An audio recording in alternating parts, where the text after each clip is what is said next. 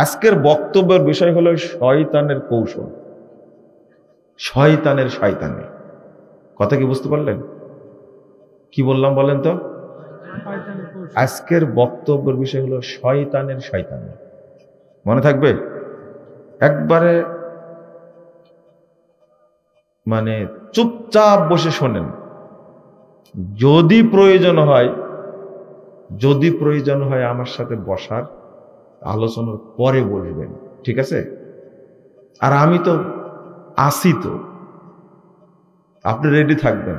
তো ইট নিয়ে রেডি থেকে লাভ নাই, ইট দিয়ে কোনো সমাধান হয় না, বুঝেননি?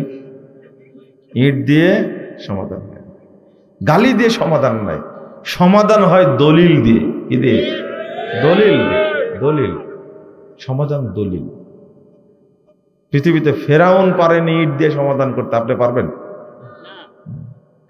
তো বলছি, আপনি শুনবেন। বক্তব্য বিষয় কি? শয়তানের শয়তানি। মাশাআল্লাহ, এটা তো অন্তত মনে রাখতে পারবেন। জীবনের প্রথম এই শিরোনামে বক্তব্য আমার, শয়তানের শয়তানি। হয়তো বুঝবেন ইনশাআল্লাহ। এই যে শয়তানের কৌশল দেখেন, শয়তান কত বড় বদ। আল্লাহ বলেছেন, ইন্নাহু লাকুম আদুব্বুম মুবিন। শয়তান তোমাদের দুলাভাই না, শয়তান হলো তোমাদের প্রকাশ্য শত্রু। আপনারা মনে করেন শয়তান আমাদের জামাই, শয়তান আমাদের দুলাভাই না। আল্লাহ বলেছেন শয়তান তোমাদের কি? প্রকাশ্য শত্রু। কেমনে প্রকাশ্য শত্রু হলো এটা তো বুঝতে হবে, তাই না? শয়তান আপনার দুলাভাই না, জামাইও না, এটা মনে রাখবেন, খুব ভালো করে মনে রাখবেন। ও আপনার শত্রু। আল্লাহ বলেছেন, রাসূল সাল্লাল্লাহু আলাইহি সাল্লাম বলছেন, মা মিন মুসলিমাইনি ইয়ালতাকিয়ানি ফায়াতাসাফাহান ইল্লা গুফিরা লাহুমা ক্বাবলা আন ইফতারিকা। দুইজন মুসলিম যখন সাক্ষাৎ করে, মুসাফা করে, দুইজন পৃথক হতে হতে উভয়ের সব পাপ ক্ষমা হয়ে যায়। থামেন। ইবলিস, শয়তান এই ফজিলতের 12টা বাজায় দিছে একবার। যতটা বাজলে বাজে ততটা বাজাইছে এই ইবলিস। এই হাদিসটা বর্ণিত হয়েছে আবু দাউদের মধ্যে 5212 নম্বর হাদিস। 245 নম্বর হাদিস আসছে তাবরানী আওসাতের মধ্যে। আল্লাহ রাসূল সাল্লাল্লাহু আলাইহি ওয়াসাল্লাম বলেছেন, এদিকে তাকান।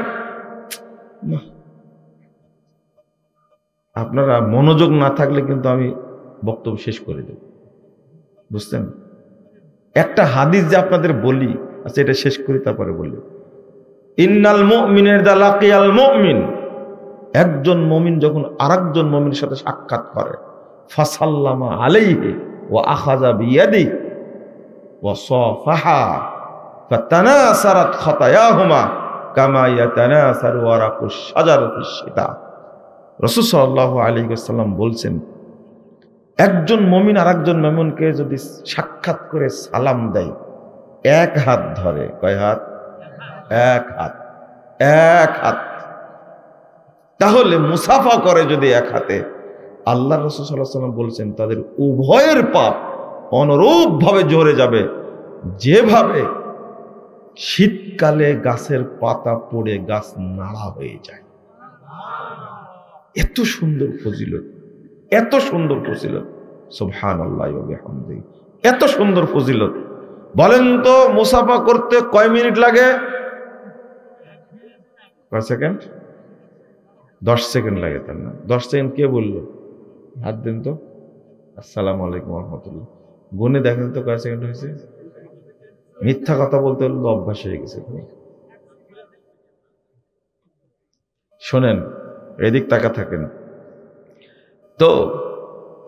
এই অতি সাধারণ একটা আমল যদি করতে পারি, আল্লাহ রাসূল সাল্লাল্লাহু আলাইহি ওয়াসাল্লাম বলছেন, 2-3টা হাদিস আসছে যে উভয়ের পাপ সাথে সাথে ক্ষমা করে দেওয়া হয়। কিন্তু ইবলিস বলছে, থাম, ক্ষমা হওয়াচ্ছি।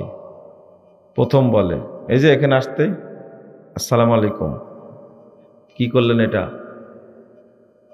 নমস্কার, এরকম এরকম করে সালাম দিলেন, শেষ। এইটাই হলো শয়তানের শয়তানি, এটা হলো ইবলিসি আমল, এরকম করা যাবে না। 1 2 নম্বর, আসসালামু আলাইকুম ওয়া রাহমাতুল্লাহি তাআলা ওয়া বারাকাতুহু। কি তাআলা, আসসালামু আলাইকুম ওয়া রাহমাতুল্লাহি ওয়া বারাকাতুহু, এটা যে এত সুন্দর অভিবাদন, আল্লাহু আকবার, এটা যে এত সুন্দর স্বাগত জানার বাক্য, আল্লাহর কাছে বলছি যে বিশেষ শান্তি আপনার উপরে বর্ণিত মানে বর্ষিত হোক, রহমত এবং বরকত আল্লাহর পক্ষ থেকে আপনার উপরে বর্ষণ হোক। আমি এই কথা বলছি, এত সুন্দর শব্দ ইবলিস সহ্য করতে পারেনি, এখানে যোগ করেছে তাআলা ওয়া বারাকাতুহু। কি যোগ করেছে? তাআলা, আসসালামু আলাইকুম ওয়া রাহমাতুল্লাহি তাআলা ওয়া বারাকাতুহু যোগ করেছে। বুঝছেন কথা? তাহলে কয়টা হলো? কয়টা? এবার 2 হাত দিচ্ছে, কয়টা হলো? এবার বলছে যত ঝাঁকি, কয়টা হলো? এবার বলছে নাহমাদুল্লাহ ওয়া নাস্তাগফিরুহু ইয়াগফিরুল্লাহু লানা লাকুম, কয়টা হলো? খুব মহব্বতের সাথে 7টা, বুঝছেন? কয়টা হলো? 7টা। ভাই দোয়া করবেন, ফি আমানিল্লাহ। কয়টা হলো? এই মুসাফাকে বাতিল করার জন্য ইবলিস 8টা বেদাত যোগ করেছে, 8টা শয়তানি আমল যোগ করেছে। আপনি কি বলবেন বলেন তো? আপনি আমাকে যতই বলেন না কেন বুঝাতে পারবেন না। আপনার বাপকে সময় দিলাম, আপনার দাদাকে সময় দিলেন, সবাই কবর থেকে উঠান, ওটা বলে মুসাফার পর যে বুকে হাত দিতে হয় তার দলিল একটা বের করেন, আপনি পারেন কিনা? আর আপনাকে আমি বলে রাখলাম, হায়াত দিলাম কিয়ামত পর্যন্ত, আপনার নাতি পুতি গোষ্ঠী যত লোক আসবে সবাই যাচাই করবে, যতদিন দলিল না বের করতে পারবে ততদিন আহলে হাদিসের বিরুদ্ধে বলবে, ইনশাআল্লাহ বলবে, এর বিরুদ্ধে বলবেই। কেন যোগ করলেন? শরীয়তকে আপনার বাপের, আপনার এত বড় সাহস হলে কি করে? এখানে ফ্যাশন চলে? এখানে কোনো ফ্যাশন চলে না, না কোনো ফ্যাশন চলবে না। এই জন্য আমার উপর রাগ। আপনি কেন করলেন? শুধু এতটুকু না, ওয়াদা করেন হাত তুলে, আর জীবনে কোনো 2 হাতে মুসাফা করবো না। হাত তুলেন। কয় হাত দিয়ে করবেন? এই সুন্নাত প্রতিষ্ঠা করবেন তো ইনশাআল্লাহ? আপনারা ভালো, আলহামদুলিল্লাহ, আগে থেকে করেন, কিন্তু আর একজনকে ধমক দিতে পারেন? পারেন না, পারেন না একবারে। একটা কথা বলি, ঢাকা মোহাম্মদপুর একটা মসজিদ আছে, নাম হলো আলামিন জামে মসজিদ। মুতল্লি সাহেব মারা গেছেন, আমি তার জন্য দোয়া করি আল্লাহ যেন তাকে জান্নাতুল ফেরদাউসে রাখেন। তো একজন মুসাফা করেছে, কয় হাতে দেন? আপনার হাতটা দেন তো। এইভাবে দিছে, হাত, এই তুমি এই হাত ছড়াও, এই হাত যে জায়গায় লাগাও, তুমি আমার হাত ডান হাতে লাগাইছো কেন? বুঝেননি কথা? এই মুরব্বী মারা গেছে, আর একজন মুরব্বী বেড়ায় দে। আমি খুতবা 2001 সালের কথা বলছি, খুতবা দিতে গেছি, তো উনি হাত দিয়েছেন কয়টা? একটা। আপনার একটা দেন, এইদিকে দেখেন, এইভাবে, মানে 2 হাতে কোনোদিন মুসাফা করেননি আপনি? এত কড়া মানুষের বাপ হলে কি হয় দেখেন, এ সবাই তো ভিডিওতে দেখছে, মানে 2 হাতে জীবনে মুসাফা করেননি, এই জন্য হাতটা এর উপর দিয়ে দিছে। বুঝতে পারলেন? কয় হাত হয়েছে দেখেন তো। তো এই মুরব্বী, বেড়াইদের মুরব্বী বলছে যে আর এক হাত দেন। তখন লোকটা বলছে যে আমার তো 2টাই হাত, ওদের 4 হাত তো হয়নি এখন, আর একটা দেন। কথা বুঝতে পারলেন? আমি খুতবা দেওয়ার পরে বসে আছে, সালাত পড়ে বসে আছে, এই মুরব্বীর এই ভাষায় প্রতিবাদ দেখে আমি তো আশ্চর্য হচ্ছি। কি সুন্দর করে বলছে, আর এক হাত দিন, একবার নর্মাল ভাষায়। তো লোকটা বলছে যে আমার হাত তো দুইটাই, চার হাত তো হয়নি এখনো। মানে ওনার কয় হাত? এক হাত। ওনার কয় হাত? দুই হাত। তিন হাত হলে চার হাতই হয়েছে। তো আর এক হাত দিন। ও তো দুর্গা না যে হাত আরো থাকবে, বুঝেননি কথা? 1 সালের গল্প করলাম। তিনি আলেম না, মোহাম্মদপুর মসজিদের মুতাল্লি আলেম না, কিন্তু মানুষ যেন সুন্নাত মানে, মানুষ যেন সুন্নাত মানে, তো তারা প্রচেষ্টা চালাতেন। আর আপনি বেদাত মানার জন্য প্রচেষ্টা চালাচ্ছেন। আপনাকে এই জন্য ধিক্কার দেয়া, এই জন্য অপমান করি আপনাকে। আপনার কেন শরম হয় না এখন পর্যন্ত? আপনি কেন 2 হাতে মুসাফা করবেন? 2 হাতে মুসাফা করার নিয়ম হলে ইবলিসের নিয়ম। কার নিয়ম? আপনি বারবার শুনতে চাচ্ছেন যে ইবলিসের নিয়ম বলছেন কেন, তাই না? দেখেন ইবলিস কত খারাপের খারাপ। ছোট্ট আমল কিন্তু নেকি অনেক বেশি। আল্লাহ রাসূল সাল্লাল্লাহু আলাইহি ওয়াসাল্লাম বলেছেন, মান ক্বারা আয়াতাল কুরসি ফি কুল্লি দুবির সালাতি মাকতুবা লাম ইয়ামনাহু মিন দুখুলিল জান্নাহ ইল্লাল মাউত। যে ব্যক্তি প্রত্যেক ফরজ সালাতের পরে আয়াতুল কুরসি পাঠ করবে, সে জান্নাতে চলেই গেছে, মরেনি তাই যায়নি। অর্থাৎ মরলেই জান্নাতে যাবে। দারুণ, এত সুন্দর করে আয়াতুল কুরসি পড়ছে, পড়ার পরে দাড়িটা সরায়া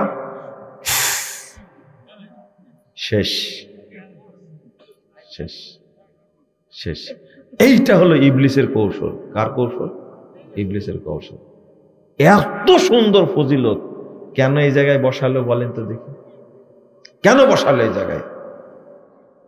সুন্দর করে মারি দিল। এইটা আগেরটা করলেন শরীয়তের আমল, আর ফোঁটা মারলেন কার আমল?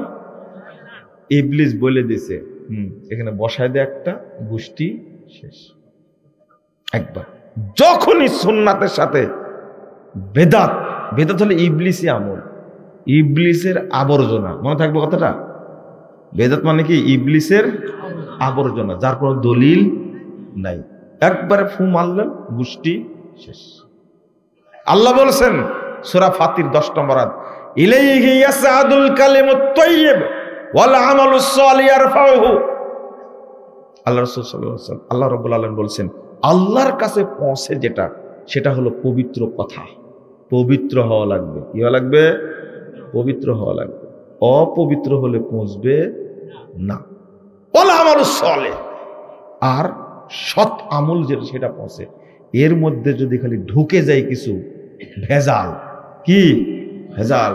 আরে ফরমালিন দিছে তাই জেল হয়ে যাচ্ছে।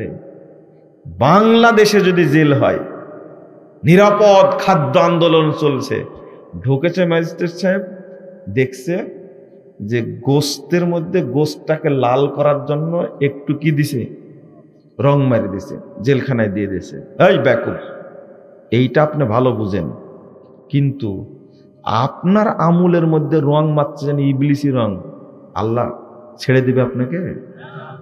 এটা বুঝেন না কেন? কানের মধ্যে এটা যায় না কেন? বিতর্ক করেন কেন এত? কোন আমলে যদি দলিল না থাকে আপনি করতে পারবেন না। আল্লাহ নবী সাল্লাল্লাহু আলাইহি ওয়াসাল্লাম বলেছেন, মান আমিলা আমালান লাইসা আলাইহি আমরুনা ফাহুয়া রাদ। 1718 নম্বর হাদিস সহিহ মুসলিমের মধ্যে এসেছে, কেউ যদি কোনো আমল করে আর সেই আমলটি করার নির্দেশ যদি আমাদের পক্ষ থেকে না থাকে, ফাহুয়া মারদুদ, ফাহুয়া রাদ্দুন, অর্থাৎ মারদুদ, সে প্রত্যাখ্যাত দ্বারা বাতিল। ওটা বাতিল আমল। ওই ব্যক্তিকে সমাজে রাখা যাবে না, রাখা যাবে না, রাখা যাবে না ব্যক্তিকে। এই হাদিসের অনুবাদী কিন্তু ব্যক্তি। ফাহুয়া রদ্দুন, এই হুয়াটাকে আলেম উলামা তো আছেন, এই হুয়াটাকে মান আমিলা আমালান, যদি ফাটা হয় জাজা, তাহলে হুয়াটাকে ওই বেদাতের বাপ যে জন্ম দিছে ওকে, কথা বুঝতে পারলেন? বেদাত না, শুধু বেদাত না, ওই যে জন্ম দিছে ওকে তড়াতে হবে। আল্লাহ নবী সেটাই বলছেন। এটা আপনি হয়তো বুঝতে ভুল করেছেন, আমি বুঝতে ভুল করেছি, না এটা করা যাবে না। আমল করবেন, দলিল থাকা লাগবে। আপনার এত বড় সাহস, এত বড় সাহস, এত বড় সাহস আপনাকে কে দিল? যে সাহস কোন নবী রাসূল পাননি। রাসূল সাল্লাল্লাহু আলাইহি ওয়াসাল্লাম সম্পর্কে আল্লাহ বলেছেন, লাউ তাকাওয়ালা আলাইনা বাদাল আকাবিল। বিশ্ববাসী শোনো, এই মুহাম্মদ যদি নিজে কিছু তৈরি করত, লাখাজনা মিনহু বিল ইয়ামিন, আমি তাকে ডান হাত দিয়ে ধরে ফেলতাম, সুম্মা লাকাতানা মিনহুল ওয়াতিন, অতঃপর তাকে জবাই করে গলা থেকে দেহটা বিচ্ছিন্ন করে দিতাম। কে বলছেন? আল্লাহ। কাকে বলছেন? এত বড় মানুষ, সাইয়্যিদুল মুরসালিন, সাইয়্যিদুল আম্বিয়া, ইমামুল মুরসালিন, এত বড় ব্যক্তিকে আল্লাহ বলছেন আমি মুহাম্মদকেও জবাই করে দিতাম। বারা ইবনে আযিব রাদিয়াল্লাহু আনহু বলছেন, সূরা হাক্কা 44, 45, 46 নম্বর আয়াত খুলে দেখবেন, ভালো করে পড়বেন। রাসূল সাল্লাল্লাহু আলাইহি ওয়াসাল্লাম দোয়া শিক্ষা দিচ্ছেন, এত সুন্দর দোয়া। বারা ইবনে আযিব ঘুমের দোয়া শিক্ষা দিচ্ছেন, যখন ঘুমাবে এই দোয়া পড়বে। তো দোয়ার বাক্যটা হলো, আমানতু বিনাবিয়িক আল্লাযী আরসালতা, বলো আমি তোমার নবীর প্রতি ঈমান আনলাম যাকে তুমি পাঠিয়েছো। দোয়া। বারা ইবনে আযিব রাদিয়াল্লাহু আনহু বলছেন, আমানতু বিরাসূলিক আল্লাযী আরসালতা। আল্লাহর নবী বলেছেন নবী, আর বারা ইবনে আযিব রাদিয়াল্লাহু আনহু বলেছেন কি? রাসূল। ভালো করেছেন না খারাপ করেছেন? ভালো করেছেন। কারণ সব নবী রাসূল না, কিন্তু সব রাসূল কি? হায় হায়, এই জন্য বলছেন নবী বলবো কেন, আমাদের নবী তো রাসূল। রাসূল বললে নবী হয়ে যাবে, কিন্তু সব নবী তো রাসূল না। একেবারে যোগ করে দিছে কি? আমানতু বিরাসূলিক। যখনই বলেছেন, বারা ইবনে আযিব বলছেন আমি যাহা বলেছি রাসূলের, ফাতানা আলা সাদরি বিয়াদিহি, আল্লাহ নবী আমার বুকে মারলেন এক ঘুষি। এই দোয়াটা আল্লাহ নবী শিক্ষা দিচ্ছেন, তার নিজের দোয়া না, আল্লাহ শিখাচ্ছেন। আল্লাহ নবীরও ভয় ছিল, কিন্তু হুজুরের কোনো ভয়